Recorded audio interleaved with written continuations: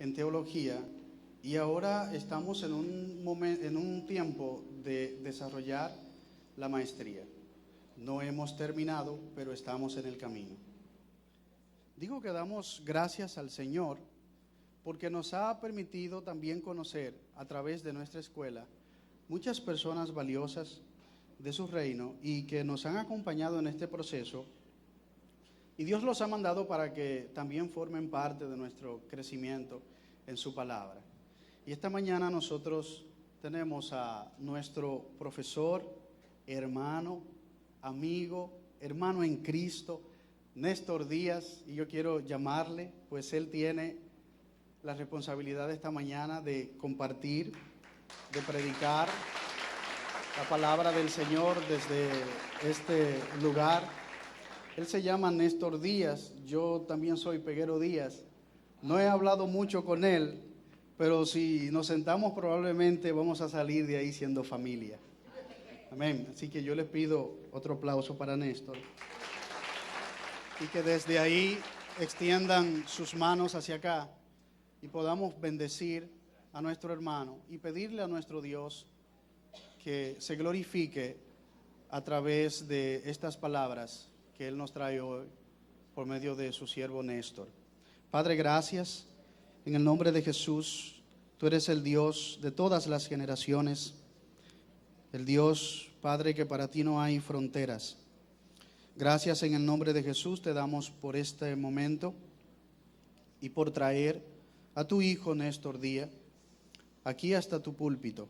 Te rogamos en el nombre de Jesús que Él sea un instrumento en tus manos y que te glorifiques a través de Él, que nos hable y que nuestro corazón estén preparados, que tú lo prepares por medio del Espíritu Santo para nosotros estar atentos y escuchar lo que tú vas a decir a través de tu siervo y que nosotros lo usemos para no retornar a ti vacíos.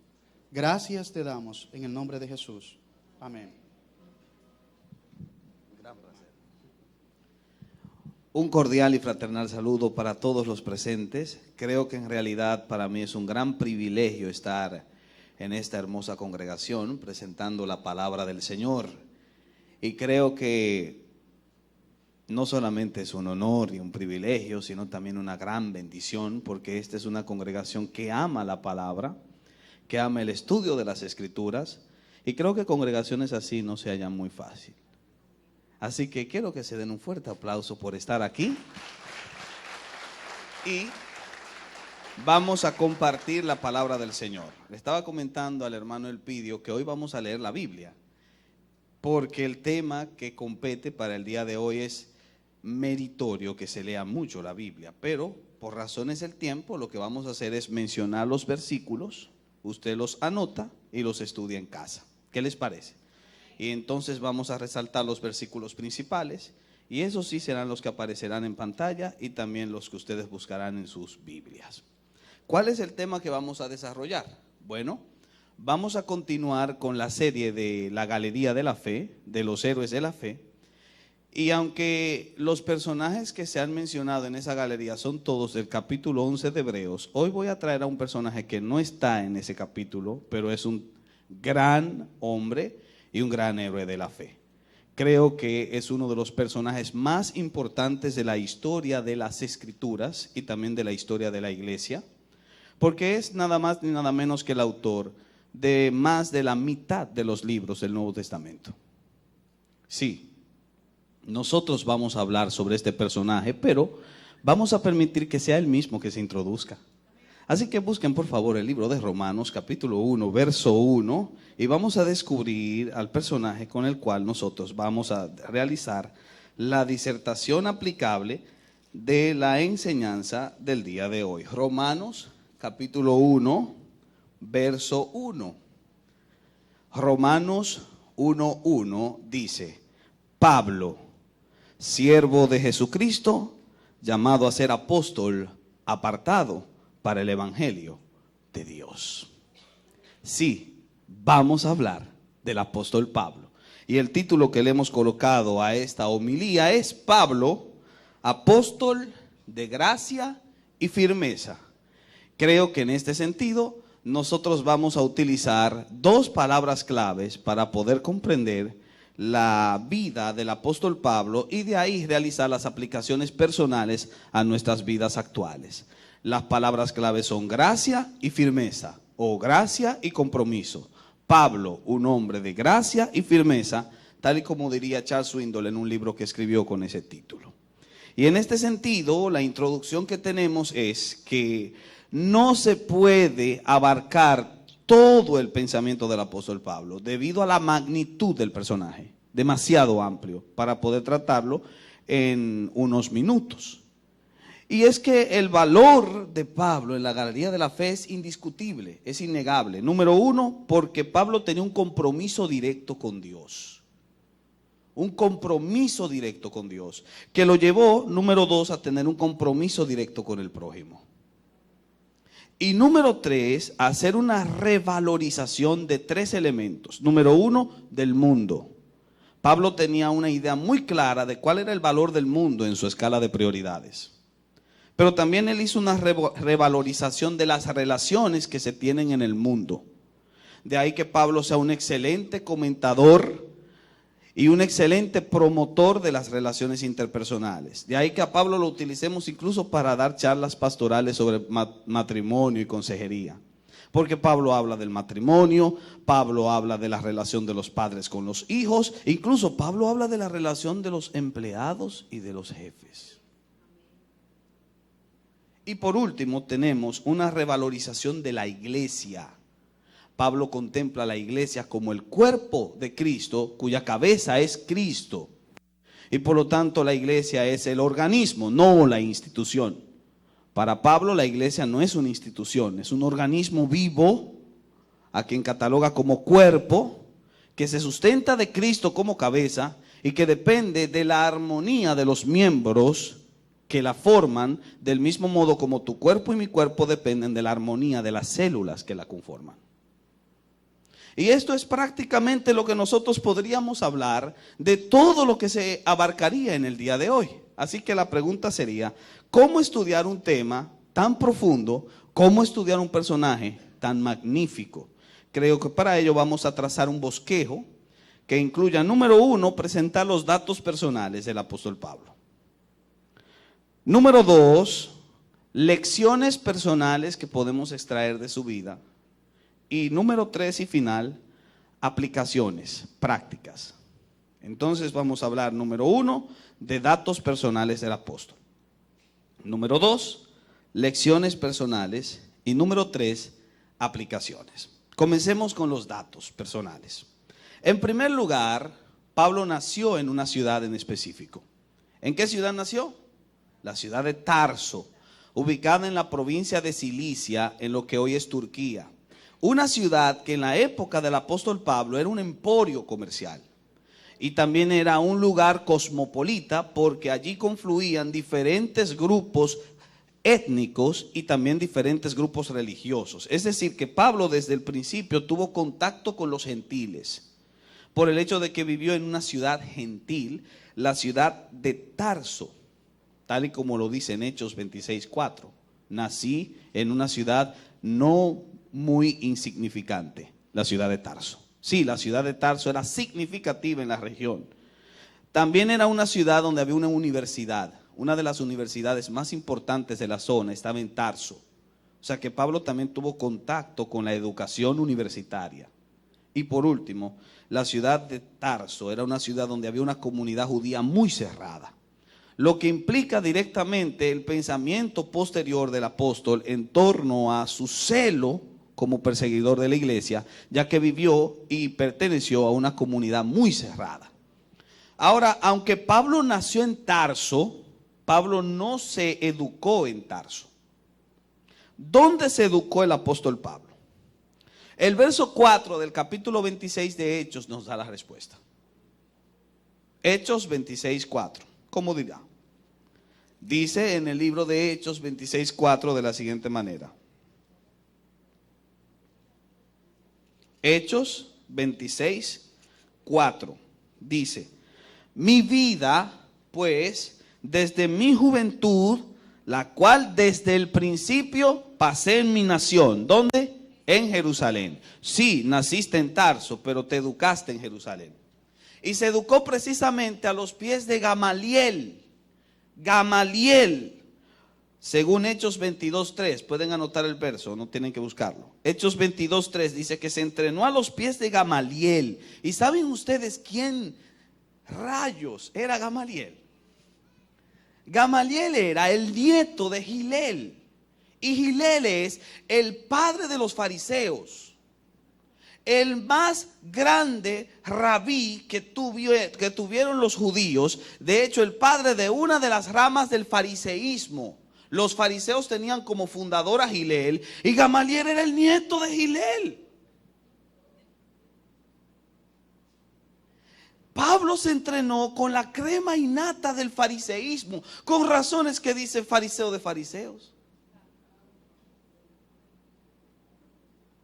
No solamente ha tenido el privilegio de entrenarse con Gamaliel, sino que se puede decir que Pablo se ha inclinado hacia la segunda casa más importante dentro de los fariseos. Para que entiendan un poco, en la época de Jesús y en la época de Pablo, los fariseos estaban divididos en dos grupos. La escuela de Gilel era la más flexible. La escuela de Shammai era la más rígida, la más celosa. Pablo se entrenó con Gamaliel, es decir, con la escuela de Gilel. Pero Pablo no era tan flexible como Gamaliel. Pablo era más celoso como Shammai. Eso quiere decir que Pablo se entrenó con la escuela de Gilel, la escuela de Gamaliel, pero asumió el celo de la escuela de Shammai. De ahí que diga, soy un celoso perseguidor de la iglesia. Y que respire aún amenazas de muerte contra la iglesia, porque entiende que la iglesia representa todo lo que el judaísmo debe contradecir, la herejía. Y es ahí donde entra el celo de Pablo, que lo convierte en el perseguidor número uno de la iglesia del Señor. Creo que el pasado de perseguidor de Pablo le persiguió durante toda su vida. De hecho, si nosotros vamos a Hechos capítulos 26, en el versículo directamente 9 al 11, descubriremos cómo Pablo nos cuenta su testimonio. Escuchen al apóstol Pablo contar su testimonio. Hechos 26, 9 al 11. Yo ciertamente había creído mi deber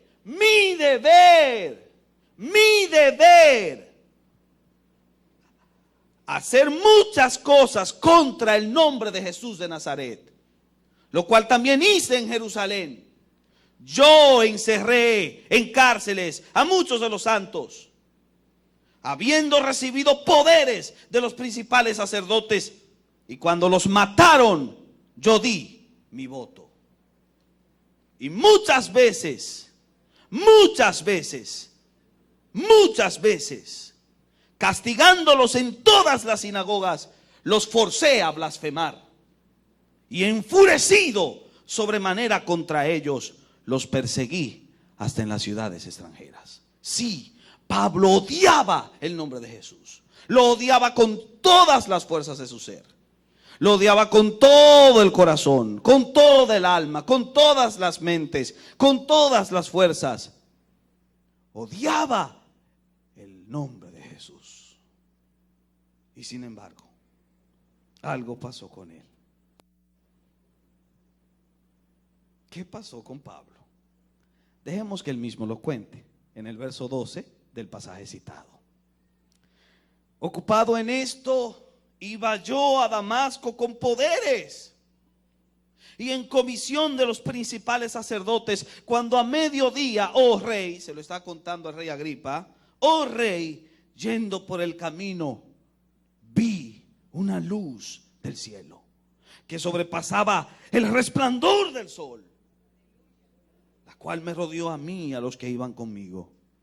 Habiendo caído todos nosotros en tierra, oí una voz que me hablaba y decía en lengua hebrea: Saulo, Saulo, ¿por qué me persigues? Dura cosa te es dar coces contra el aguijón. Y entonces dije: ¿quién eres, Señor? Y el Señor dijo: yo soy Jesús, a quien tú persigues.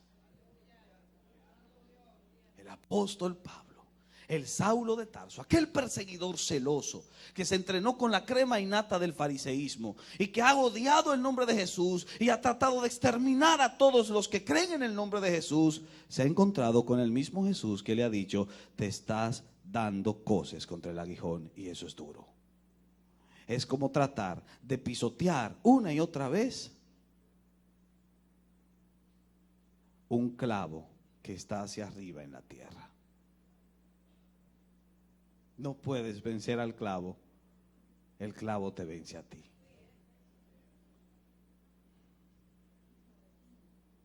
Entonces, ¿qué ocurrió? Pablo se convirtió. Y a partir de esa conversión vino su llamado. Lean el verso 16 conmigo. Pero levántate y ponte sobre tus pies, porque para esto he aparecido a ti, para ponerte por ministro y testigo de las cosas que has visto y de aquellas en que me apareceré a ti, librándote de tu pueblo y de los gentiles a quienes ahora te envío, para que abras sus ojos, para que se conviertan de las tinieblas a la luz y de la potestad de Satanás a Dios, para que reciban por la fe que es en mí perdón de pecados y herencia entre los santificados. El llamado de Pablo fue inmediato a su conversión. Fue un llamado instantáneo. Pero Pablo no hizo lo que muchos hacen, que inmediatamente reciben el llamado, salen a cumplir el llamado. No. Pablo se ausentó para comenzar a capacitarse. ¿Cómo lo sabemos? Gálatas capítulo 1, versos 15 al 18 nos dice lo que hizo Pablo. Inmediatamente se le presentó esa luz del cielo. Oigan lo que hizo Pablo. Pero cuando, Gálatas capítulo 1, 15 al 18.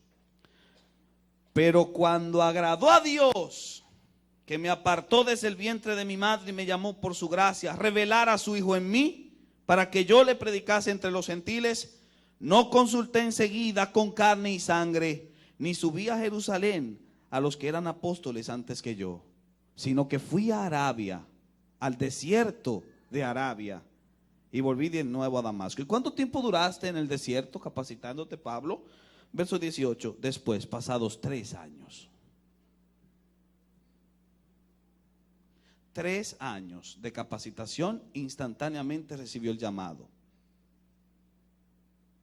¿No saliste a predicar inmediatamente? No, duraste 3 años entrenándote para después cumplir tu llamado. Y después de los 3 años de capacitación, ¿qué te pasó, Pablo? Capítulo 2, verso 1 del mismo libro. Después, pasados 14 años, subí otra vez a Jerusalén con Bernabé. Y si nosotros lo comparamos con Hechos capítulo 11, descubrimos que es cuando Bernabé busca a Pablo, en el momento en que Pablo inicia su ministerio. Pasados 14 años, más los 3 que duró, ¿cuántos son? 17 años, 3 capacitándose, 14 en el anonimato. Esa es la escuela de liderazgo.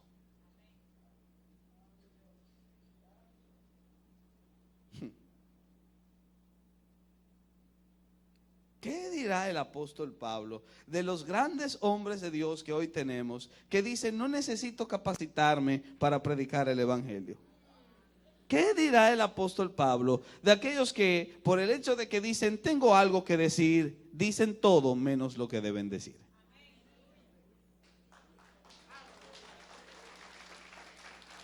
Ahora, después que Pablo sale del anonimato, en Hechos capítulo 13, verso 1, descubrimos un secreto interesante con respecto al inicio de su ministerio. Primeramente descubrimos que Pablo, antes de ser apóstol, fue maestro. Hechos 13, 1 dice: había entonces en la iglesia que estaba en Antioquía profetas y maestros. ¿Quiénes? Bernabé, Simón, Lucio, Manaén y Saulo. Y mientras Saulo cumple su ministerio de maestro, de enseñar, es cuando ministrando estos al Señor en el verso 2 y ayunando, dijo el Espíritu Santo: apartadme a Bernabé y a Saulo para la obra que los he llamado. El ministerio apostólico, el verdadero ministerio apostólico, que es el ministerio de las misiones, inicia directamente cuando Dios hace el llamado. Y Dios escoge a los que van a predicar fuera, a los que enseñan adentro. Porque antes de Pablo salir fuera a predicar, enseñaba adentro. Antes de ser evangelista, fue maestro. Antes de ser apóstol, fue maestro. Antes de ser misionero, fue maestro. Hermanos, cuando usted, como líder de la iglesia, tiene que trabajar en la ardua decisión de escoger obreros para enviar a las calles, escoja a los maestros. Escoja a los que se capacitan, no a los que no se quieren capacitar. Porque aquí no vale tanto el interés, sino la capacitación. ¡Ey! ¿Qué fue lo que dije? ¿Y el interés no es importante, hermano? Claro que sí. Pero interés sin capacitación es un arma peligrosa. Del mismo modo como la capacitación sin interés es un arma inútil. El interés debe aunarse a la capacitación. La capacitación debe aunarse al interés, y eso es precisamente lo que nos enseña la vida de Pablo. Ahora, hermanos, el ser embajador de Cristo, el ser representante del reino de Dios, no es algo tan cuantiosamente agradable. ¿Saben por qué? Porque los embajadores terrenales cobran en dólares, pero los embajadores cristianos cobran en piedras. 2 Corintios 11, versos 23 al 28. Todo aquel que quiere ser un gran ministro de Dios debe saber a lo que se atiene. Y Pablo nos puede contar qué fue lo que ocurrió después que el Espíritu de Dios lo escogió para su obra. 2 Corintios 11, versos 23 al 28. Escuchen a Pablo. ¿Son ministros de Cristo? Como si estuviera loco hablo. Yo más. En trabajos más abundante. En azotes sin número. En cárceles más. En peligros de muerte muchas veces. De los judíos 5 veces he recibido 40 azotes menos uno. 3 veces he sido azotado con varas, 1 vez apedreado, 3 veces he padecido naufragio, 1 noche y 1 día he estado como náufrago en alta mar, solamente sostenido por un tablón, 1 día entero en alta mar, en caminos muchas veces, en peligros de ríos, cuando iban a cruzar el río se lo podía llevar, ¿verdad?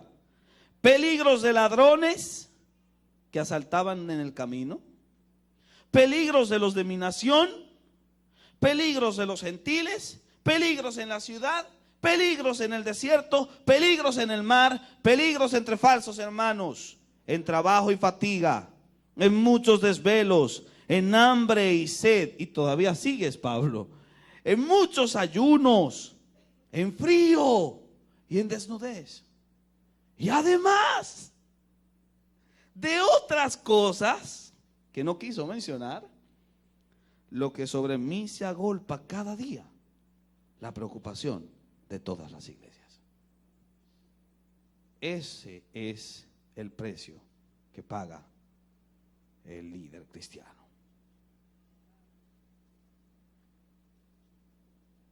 Persecución.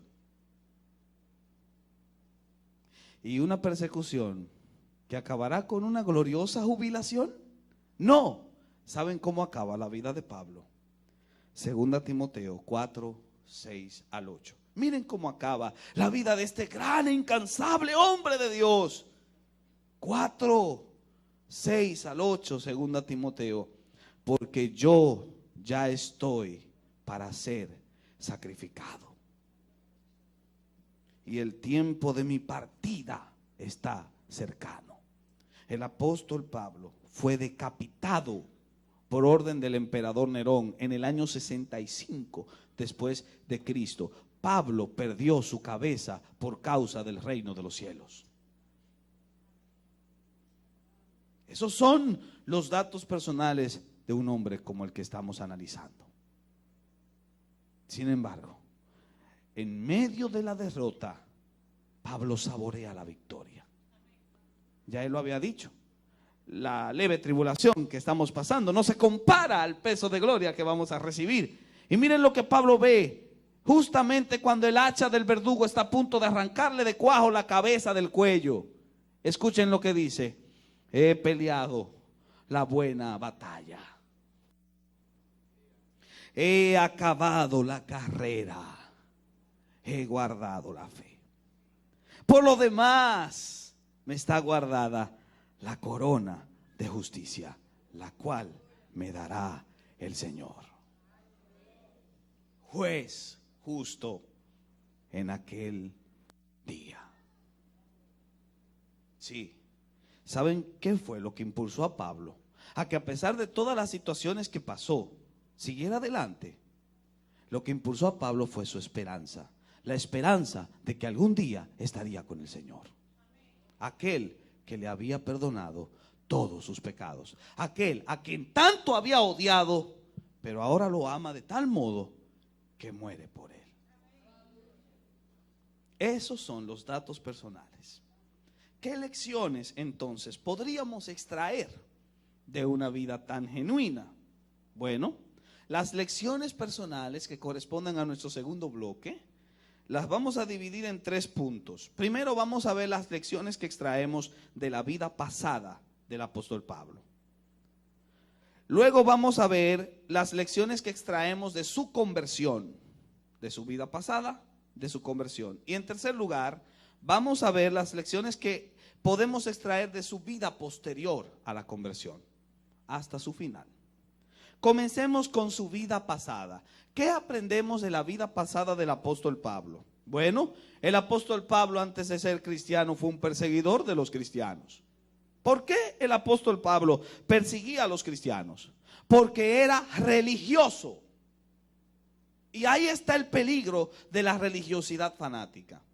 Precisamente la religiosidad fanática es lo contrario de la religión práctica. El cristianismo para muchos no es una religión, pero sí es una religión. De hecho, es la única religión que existe, ya que la palabra religión significa en español relación. Por lo tanto, cuando tú dices no tengo una religión con Dios, tengo una relación con Él, estás diciendo lo mismo, porque religión y relación son la misma palabra, etimológicamente hablando. Ahora bien, el cristianismo, que es la única religión que existe, ya que es la única que promete una relación correcta con Dios, no se debe vivir como un sistema de creencias solamente, sino como una experiencia de fe. Cuando tú vives el cristianismo como una experiencia de fe, en ese momento vives tu religión sin religiosidad. Lo que pasó con Pablo es que no conocía al Dios de sus padres. Por esa razón, siguió el sistema de creencias, pero no lo experimentó como una fe práctica. Y eso le llevó al peligro de ser religioso y a odiar precisamente aquello que creía que amaba. Søren Kierkegaard, un gran filósofo danés del siglo XIX, lo dijo de este modo: es muy difícil ser cristiano cuando se vive en medio de los cristianos. Es muy difícil ser cristiano cuando se vive en medio de la cristiandad, porque la cristiandad necesita que se le inyecte cristianismo. Eso lo dijo Kierkegaard. Muchas veces nosotros estamos aquí en la iglesia y creemos que somos cristianos, cuando en realidad lo que hacemos es, o lo que somos es, pertenecientes a un sistema cristiano, pero no lo somos. Y eso lleva precisamente a que odiemos todo lo que representa la vida de nuestra fe. Y odio no significa detesto o persecución. El odio también se muestra a través de la indiferencia. Cuando eres indiferente a las cosas del Señor, eso indica directamente que vives un cristianismo de sistemas, pero no de experiencia. No es una experiencia de fe práctica. Y la historia demuestra hasta dónde llega el peligro de esto. La Inquisición, las cruzadas, hoy en día la yihad musulmana, son evidencias directas de lo que puede hacer una persona que es religiosa, pero no tiene religión.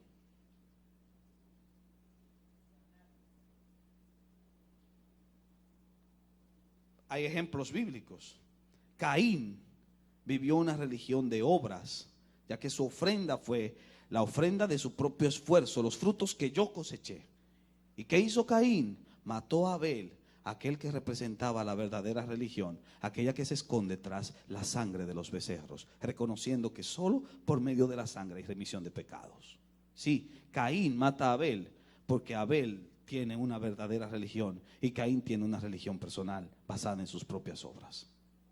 Pero también Ismael persigue a Isaac, por lo que Isaac representa la promesa que Ismael no puede representar, por el hecho de ser fruto del esfuerzo humano de un hombre que quiere tener descendencia y lo tiene con una mujer más joven.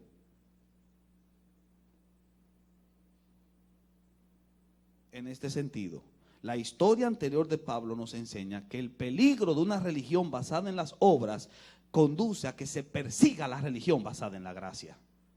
Cuando vives una religión de obras basada en tu propio esfuerzo personal, puedes comenzar a detestar a todo aquel que te hable de la gracia de Dios. Precisamente lo que hizo Pablo. Esa sería la mayor lección que extraeríamos de su vida pasada. Ahora vamos a su conversión. ¿Qué lección podemos extraer de la conversión del apóstol Pablo? Bueno, creo que la más grande lección que podemos extraer de esta conversión es que Pablo no se convirtió porque quiso. Dios le salió al encuentro.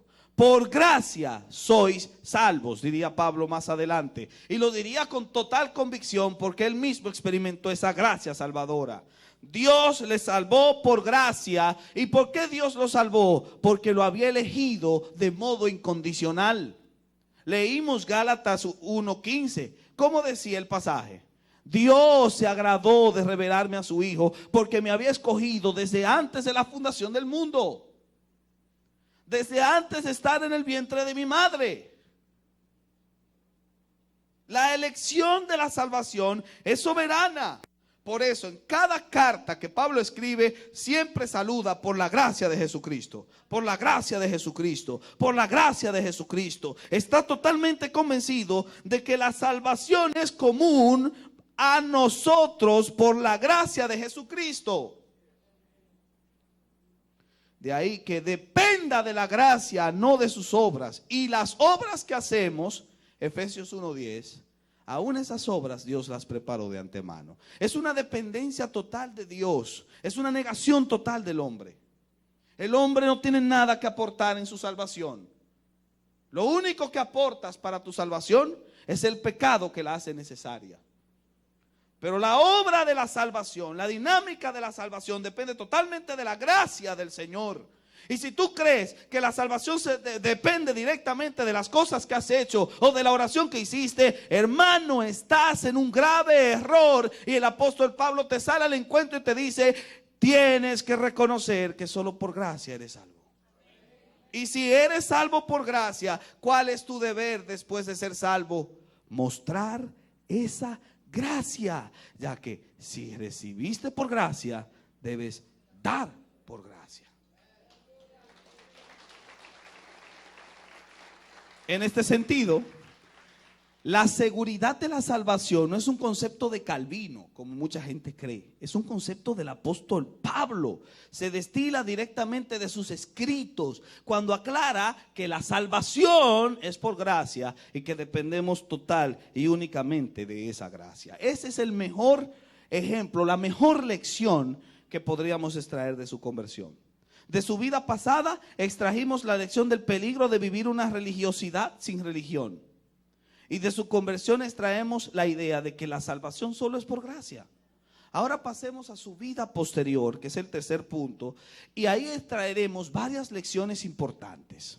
Número 1, Dios es el que llama al hombre, no el hombre al hombre.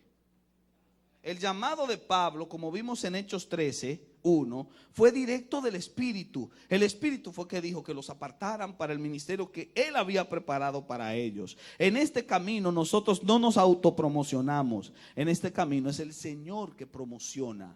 Es el Señor que promueve. Es el Señor que te guía a lo que Él quiere que tú hagas. Pero también aprendimos que antes de ministrar, Pablo se capacitó. Duró 3 años capacitándose. La capacitación antes de la administración es un ejemplo clave en el llamado de Pablo. Pero también vemos que duró 14 años sin ser reconocido.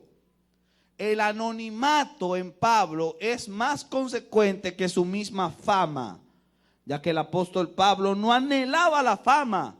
De ahí su dependencia total de Dios. Y de ahí que dijese, si vivimos para el Señor, vivimos, y si morimos para el Señor, morimos. Sea que vivamos o que muramos, somos del Señor. Todo lo que haces es el Señor que lo hace, no tú. También aprendemos de su arduo deseo de servir a la iglesia, deseo de servicio eclesial que lo lleva precisamente a la empatía. Miren en 2 Corintios 11:29, precisamente después de mencionar ese pedigrí de información con respecto a las cosas que ha tenido que sufrir por el evangelio, inmediatamente en el verso 29 pregunta, ¿quién enferma y yo no enfermo? ¿A quién se le hace tropezar y yo no me indigno? Sí, Pablo era demasiado empático, sufría lo que sufrían los hermanos de su congregación o los hermanos de cualquier congregación.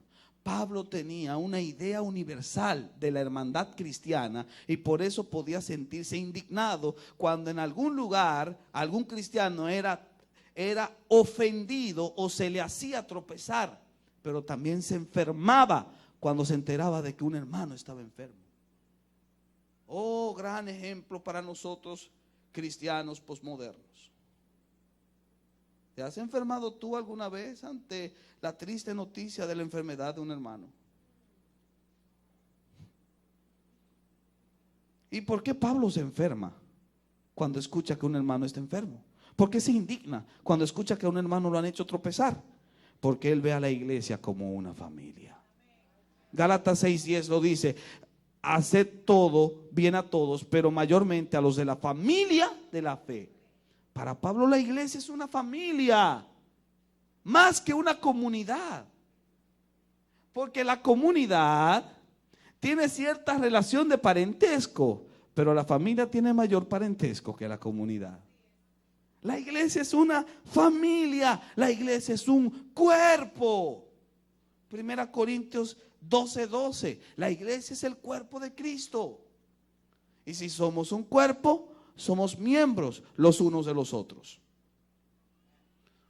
Y si somos un cuerpo, la disciplina de la iglesia debe tener una simple característica. ¿Saben cuál? Amor. Cuando se disciplina con amor. ¿Han leído Gálatas 6:1? Gálatas 6:1 nos dice cómo se debe aplicar la disciplina en la iglesia. Dice, hermanos, si alguno fuere sorprendido en alguna falta, vosotros que sois espirituales, restauradle con espíritu de mansedumbre, considerándote a ti mismo, no sea que tú también seas tentado. De hecho, si analizamos la historia de Pablo, descubrimos que en 1 Corintios 5:4 y 5, él dice que un caso de inmoralidad que fue encontrado en una iglesia, en la iglesia de Corinto, en el que un hermano estaba conviviendo con su madrastra, sexualmente hablando. Él dice que el tal se ha entregado a Satanás. Pero en 2 Corintios 2:5 al 11 dice, hablando del mismo caso, el personaje se ha arrepentido y Pablo dice, perdónenlo como Cristo lo perdonó a ustedes. Porque para Pablo no hay un pecado más grande que otro. ¿Hay por qué? Porque el pecado más grande que se ha cometido no era que ese hombre viviera con su madrastra. Dietrich Bonhoeffer, que tenía ese pasaje en mente, un gran teólogo del siglo pasado, que fue asesinado por orden de los nazis, Bonhoeffer dijo esto: al cristiano no lo sorprende ningún pecado, porque el pecado más grande lo cometieron en la cruz.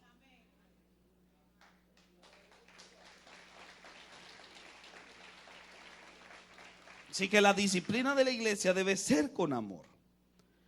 3 lecciones finales que encontramos son: número 1, trabajo incansable entre los gentiles. Señores, Pablo trabajó incansablemente para extender el evangelio.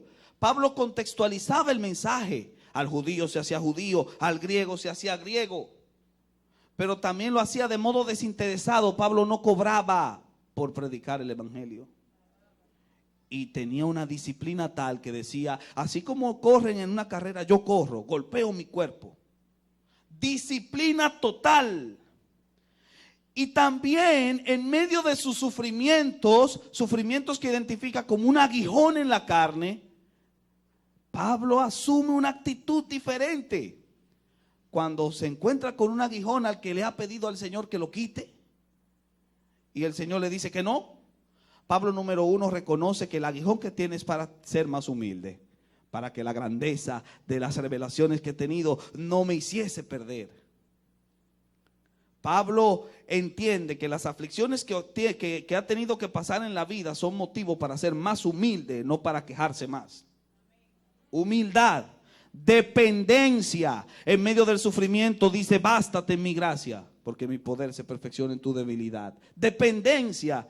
Y número 3, optimismo. Dice que se goza en medio de sus tribulaciones, porque cuando es débil, entonces es fuerte.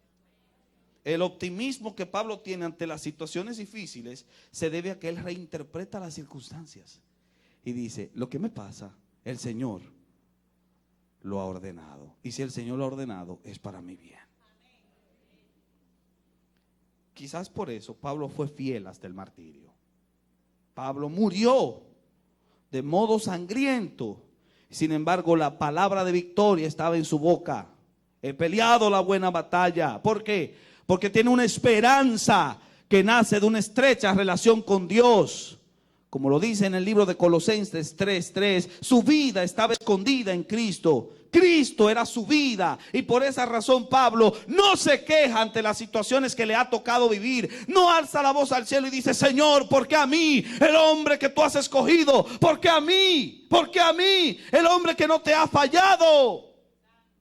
No, Pablo no dice eso. Pablo solo reconoce con humildad que Dios es el Señor.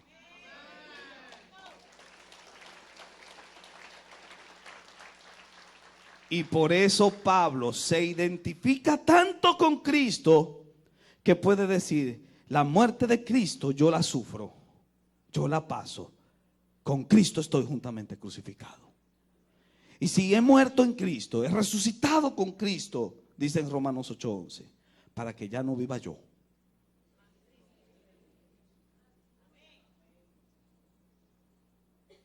En este sentido, el resumen total de todo lo que hemos dicho se podría trazar en 10 puntos. Número 1, la gracia debe primar por encima de las obras. Número 2, la iglesia debe estar unida porque Cristo es su cabeza.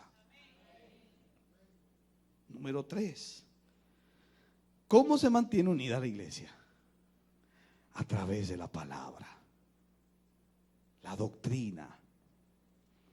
Número 4, dependencia devocional del Espíritu Santo. Señores, para Pablo, nuestro devocional depende de la acción del Espíritu Santo. Número 1, es el Espíritu el que nos indica que somos hijos de Dios. Por él clamamos: Abba, Padre. La idea de paternidad nace de nuestra relación con el Espíritu Santo. Número 2, el nuevo nacimiento depende del Espíritu Santo. Porque por el Espíritu hemos hecho morir la ley del pecado que estaba en nosotros, dice Pablo. Pero la oración depende del Espíritu. Nosotros no sabemos pedir como conviene. El Espíritu es el que intercede por nosotros con gemidos indecibles. Y por último, la resurrección depende del Espíritu Santo. Porque el Espíritu que levantó de los muertos a Cristo Jesús, también nos va a levantar a nosotros. Número 5, Pablo se identifica totalmente con Cristo, lo que le lleva al punto 6, su carácter. El carácter del cristiano que ha sido identificado con Cristo a través del Espíritu debe reflejar el fruto del Espíritu. Y ese fruto es uno solo, no 9 como la gente dice, uno solo. El fruto del Espíritu es singular, no son, es amor. Y lo demás que viene, ¿qué es? Las características del amor. ¿Qué es el gozo sino el amor alegre? ¿Qué es la paz sino el amor que ha alcanzado su cumbre? ¿Qué es la paciencia sino el amor que todo lo espera? ¿Qué es la fe sino el amor que todo lo cree? Sí, el amor es el resumen de todo, porque el amor es la evidencia de que eres una nueva criatura.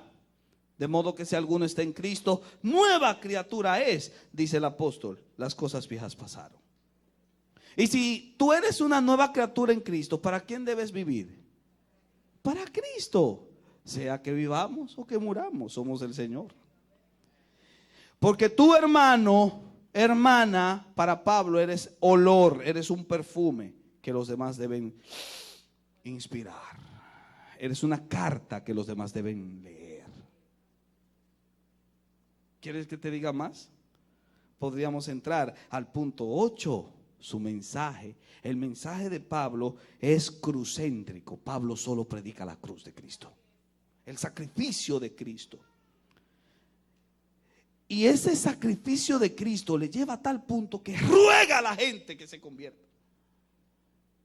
Como si Dios rogase por medio de nosotros. Os rogamos, reconciliaos con Dios. Pasión por las almas es la característica vital de la vida de Pablo. Está apasionado por las almas. Está apasionado de tal modo que dice que le es impuesta necesidad. Y ay de mí si no predico el evangelio. El apóstol Pablo no desea la perdición de nadie. Por eso sale por mar y tierra a predicar el evangelio, porque está apasionado por las almas. Y después que predica, ¿sabe qué enseña Pablo? Y creo que aquí está el centro principal. Cuando en sus anotaciones lo colocan en un círculo, aquí está la parte más revolucionaria del pensamiento de Pablo. Para Pablo todos somos iguales en Cristo. No hay hombre ni mujer, no hay siervo ni libre, no hay adulto ni niño, todos somos iguales.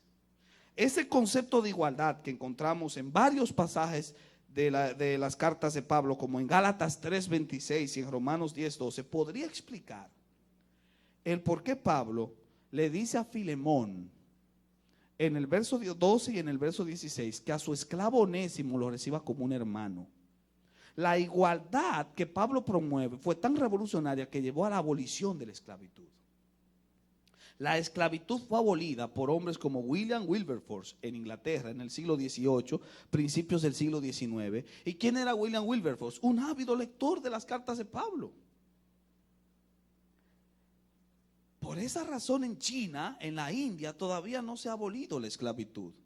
Porque son países o es una esfera del mundo que no fue afectada por el pensamiento revolucionario del apóstol Pablo. Occidente se liberó del espectro de la esclavitud precisamente porque Occidente abrazó el pensamiento paulino de igualdad. Y es una igualdad que nace de una, y atiendan esto, escatología inminente. Pablo está convencido de que Cristo viene otra vez. De ahí que en sus cartas digan Maranata, que nada menos significa el Señor viene. Sí, él está convencido de que Cristo viene porque es su esperanza. En el verso final, cuando dice que peleó la buena batalla, dice que la corona Dios no se la va a dar solamente a él, sino a todos los que aman su venida. ¿Cuántos hermanos desean que Cristo venga? ¿Y cuántos hermanos no quieren que venga porque no han cumplido todavía con ciertas promesas y ciertos sueños y ciertas esperanzas y proyectos de vida que tienen? ¿Importan tus proyectos? No, importa la venida de Cristo. ¿Has orado para que Cristo venga? Porque Pablo dice que él ama su venida y por eso Dios le dará su corona. Y si Cristo viene, ¿cómo debe ser tu vida? Y ahí está el pensamiento final, el número 10. Debemos vivir a la luz de ese día. Pablo dice que si vamos a vivir a la luz de ese día, debemos revalorizar nuestras relaciones. Número 1, con nosotros debemos presentarnos como sacrificio vivo. Romanos 12:1. Con la familia, esposos, amen a sus esposas. Esposas, respeten a sus esposos. Oh marido cristiano, oh mujer cristiana, ¿has cumplido con ese mandato? A los padres, que no exasperen a sus hijos. A los hijos, que obedezcan a sus padres. Oh padre cristiano, oh hijo cristiano, ¿has cumplido con ese mandato? Y a los patrones, y a los siervos, a los empleados, hagan las cosas para el Señor, no para el hombre. Sean excelentes en su trabajo, porque el Señor los ve, no porque el patrón los vea. Y oh patrones, no exploten a sus empleados. Oh patrones cristianos, ¿habéis cumplido con ese mandato? Oh empleados cristianos, ¿habéis cumplido con ese mandato? Al final, Pablo dice que también tenemos una relación con el Estado. Sométase a toda autoridad y pague sus impuestos. He conocido empleadores cristianos, empresarios cristianos, que evaden impuestos, cuando es totalmente antipaulino lo que están haciendo. Y se justifican en que otros lo hacen. No, es lo que la Biblia dice, no lo que otros hacen, la regla de tu vida.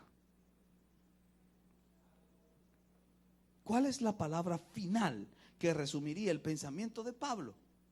El amor. Y con eso entonces podemos entrar a la conclusión, las aplicaciones. Tengo 4 aplicaciones. La primera es a la iglesia. Pablo le dice en Efesios 4:1-6 que se mantengan unidos. Unidad. La división es satánica. Al cristiano, identifícate con Cristo.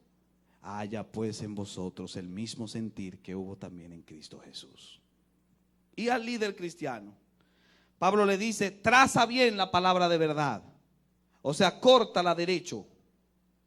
Traza bien la palabra de verdad. No la distorsiones. Dice, cumple tu ministerio. Haz obra de evangelista. Le dice también, capacita a otros que sean idóneos para capacitar también a otros. 1 Timoteo 2:3. Y también dice, ocúpate de la lectura. Oh cristiano, ¿has leído o sigues leyendo? Y por último, sufre pues penalidades, porque para ser un obrero aprobado, el ingrediente es el sufrimiento. ¿Cuesta? Sí. Pero ¿y el mensaje que tiene Pablo para el último grupo que tengo aquí? Los inconversos. Pablo dice en Romanos 1:18 que la ira de Dios se está revelando, se ha revelado y se revelará para todos los que hacen impiedad. La ira de Dios se derrama sobre todos los injustos. Y en Romanos 3:23 dice que no hay nadie justo. ¿Y cuál va a ser la paga de esa ira derramada sobre el pecado? La muerte, porque la paga del pecado es muerte. Pero hay una buena noticia al que no conoció pecado. 2 Corintios 5:21. Por nosotros lo hizo pecado, para que nosotros fuésemos hechos justicia de Dios en él. Hay salvación en la muerte de Cristo. Mas Dios muestra su amor para con nosotros en que siendo aún pecadores, Cristo murió por nosotros y por esa muerte recibimos vida. Mas el don de Dios es vida eterna en Cristo Jesús, Señor nuestro. Romanos 6:23. ¿Qué haremos con esa idea, con ese mensaje? ¿Saben lo que dice Pablo? 2 Corintios 6:2. Hoy es el tiempo aceptable. Hoy es el día de salvación. Responde al llamado hoy. ¿Cómo voy a responder al llamado, Pablo? Y Pablo responde en Romanos 10:8. Si confiesas con tu boca que Jesús es el Señor y lo crees de corazón, serás salvo. ¿Y por qué lo debo hacer? Y este es el verso final. Oigan por qué lo debemos hacer. Romanos capítulo 13, verso 12, 11 y 12. Y esto, conociendo el tiempo, que es ya hora de levantarnos del sueño, porque ahora está más cerca de nosotros nuestra salvación que cuando creímos. La noche está avanzada y se acerca el día. Desechemos pues las obras de las tinieblas y vistámonos las armas de la luz. Oh hermano, oh hermana, ¿responderás al llamado del apóstol? Quid deum sic. Quiera Dios que sí. Pónganse sobre sus pies.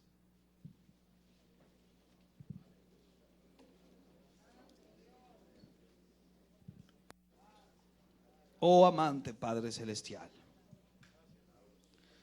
gracias por estas palabras. Mira, Señor Jesús, nuestros corazones. Permite, Dios eterno, que nosotros podamos hacer vida a cada una de las palabras dichas en esta mañana. Oh amante Dios, mira a aquellos cristianos, aquellos que son tus hijos, aquellos que son tus líderes. Oh Señor, enséñales de tal modo a contar sus días que traigan al corazón sabiduría. Únelos más en tu amor y en tu gracia, para que puedan hacer tu voluntad y vivir conforme a tus promesas. Oh Señor Jesús, mira también a aquellos que no te conocen, Dios. Que estas palabras hayan llegado a sus corazones y que puedan retirarse con ellas, meditando en su corazón y en su alma con cada uno de estos acertos, para que puedan abrir tu corazón y te puedan conocer. Tú eres fiel, tú eres justo, tus misericordias son eternas. Enséñanos a contar, enséñanos a hablar, enséñanos a orar, enséñanos a pedir. Que podamos vivir unidos como lo deseó el apóstol. Pero también, Señor, que podamos trazar bien la palabra de verdad, que podamos ser imitadores tuyos, que podamos ser ejemplo y testimonio para otros.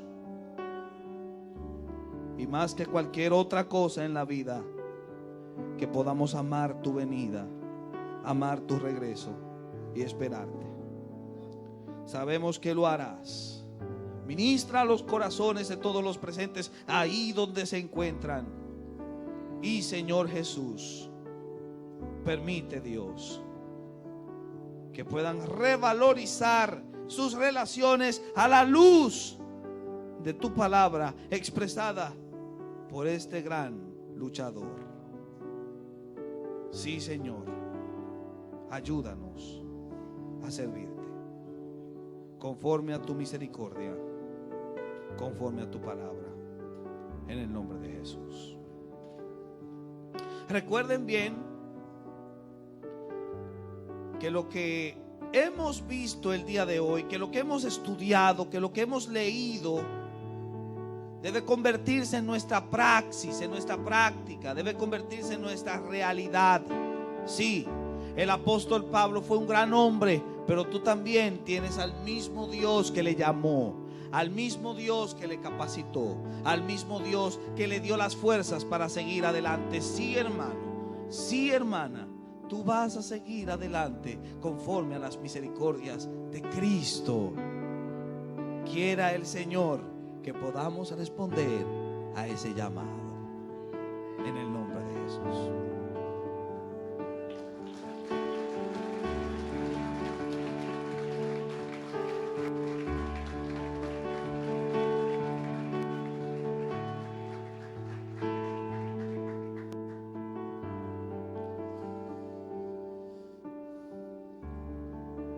Dios nos ayude. Amén. Un aplauso a Cristo.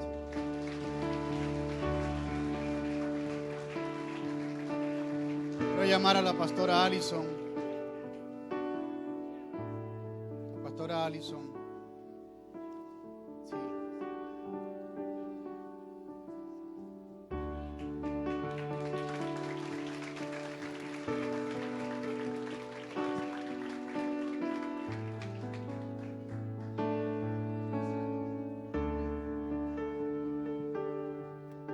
Dios le bendiga.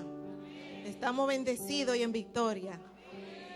En este momento le damos gracias al Señor porque Dios ha sido bueno y la salud del pastor está muy mejor.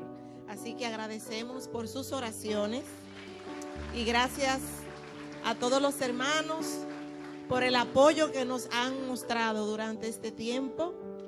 El pastor está ya en la casa desde el domingo pasado.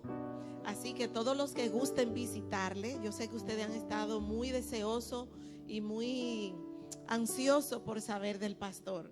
Realmente el pastor tenía una arteria que estaba lesionada y eso le produjo un fuerte dolor en el pecho. Y por eso fue que lo ingresaron para tenerlo en observación. Y de ahí en adelante le han pedido los médicos y esperamos que él pueda cumplir de que tiene que llevar la vida un poquito más despacio.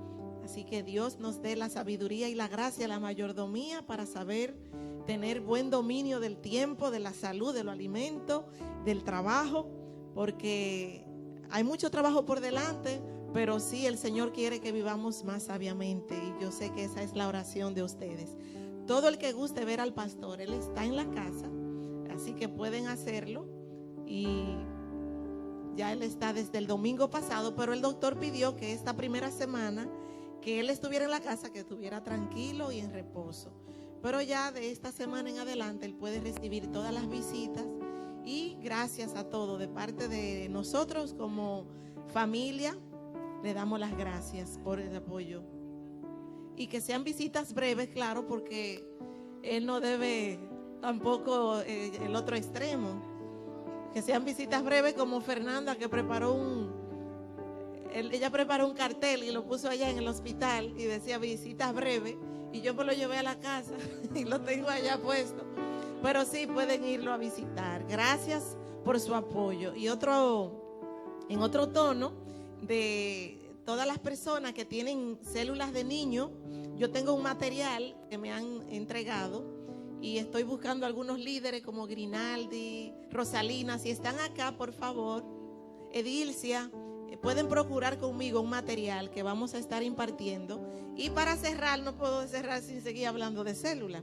Ayer yo fui al salón ayer y en el salón se me acercó una niña de la iglesia y cuando esa niña se me acercó a mí se me aguaron los ojos porque ella me dijo, pastora, yo tengo amiguitas y esas amiguitas yo quiero hablarle del Señor. Si yo tuviera un material que yo pudiera impartirle, yo le hablara de Cristo. Oiga, ya que los grandes no quieren trabajar, como habló el predicador, que una de las características de Pablo se multiplicó, ya se capacitó, se multiplicaba y abría iglesias, establecía líderes. Ya que algunos grandes son indiferentes y no quieren trabajar con alma. Miren los niños que están todos los domingos recibiendo clase bíblica. Me dice, pastora, inmediatamente yo andaba con los cabellos mojados, salí al carro huyendo y le busqué su material y le dije, aquí está el material. Cuando tú tengas tus amiguitas me avisa para enseñarte a cómo usarlo. Así que gracias al Señor tenemos materiales para llevar la palabra a los grandes, a los pequeños. Todos necesitamos al Señor. Dios le bendiga, el pastor Fausto. Sí, yo tengo las hojitas del retiro, hermano, muy importante, el día 16. el día 16 de este mes de octubre, todos los que son nuevos, todos los que quieren integrarse en la visión de extendernos, la visión de multiplicar, todas esas promesas, necesitamos conocerlos a ustedes. ¿Para qué?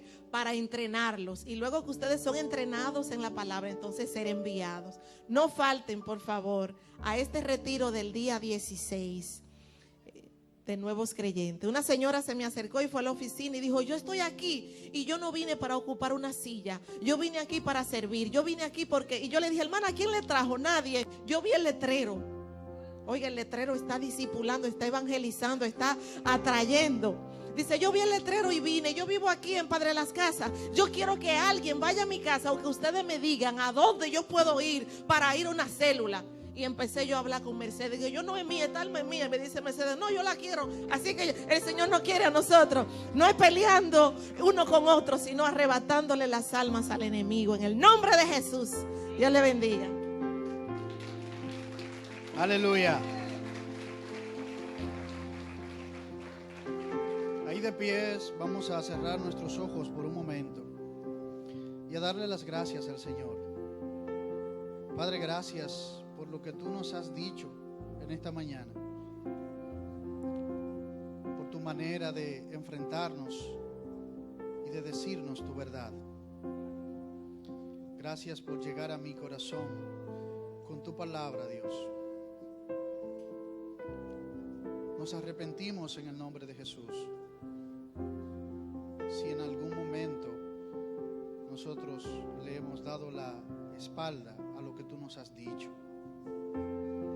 Padre, prepáranos, capacítanos, que tu Santo Espíritu esté con nosotros y que nosotros podamos ser siervos fieles a tus pies, hombres, mujeres,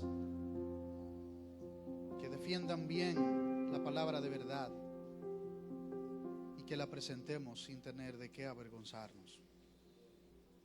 Gracias por lo que has hecho con nosotros en esta mañana. Gracias por el predicador, gracias por Néstor. Bendice su vida, Padre. Gracias por la fe, por el corazón que le has dado, Señor. Nosotros te rogamos, tú le bendigas. Gracias por los que nos visitan por primera vez, que también recibieron estas palabras. Si hay alguien aquí en esta mañana que puede levantar sus manos y decir: yo quiero empezar a tener una relación con el Señor a partir de hoy, porque el Señor me ha hecho un llamado, el Señor ha preparado estas palabras para mí. Yo quiero levantar mis manos para venir a los pies del Señor y entregar mi vida y servirle. Este es el momento. Hay alguien en medio nuestro que levanta sus manos y dice: yo quiero tener a partir de hoy una relación con el Señor. Yo quiero a partir de hoy y no dejarlo para mañana, pues el llamado Dios lo ha hecho hoy. ¿Hay alguien en medio nuestro?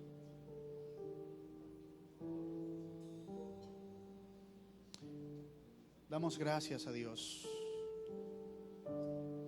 Padre, gracias. Te bendecimos, Señor.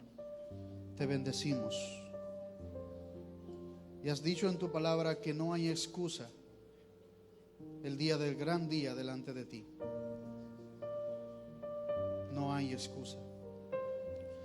Te has manifestado y te has revelado a nuestras vidas a través de tu palabra. Gracias por este día. Bendícenos y ayúdanos a llegar a nuestros hogares. Bendícenos en el nombre de Jesús. Amén. Dios le bendiga, hermanos.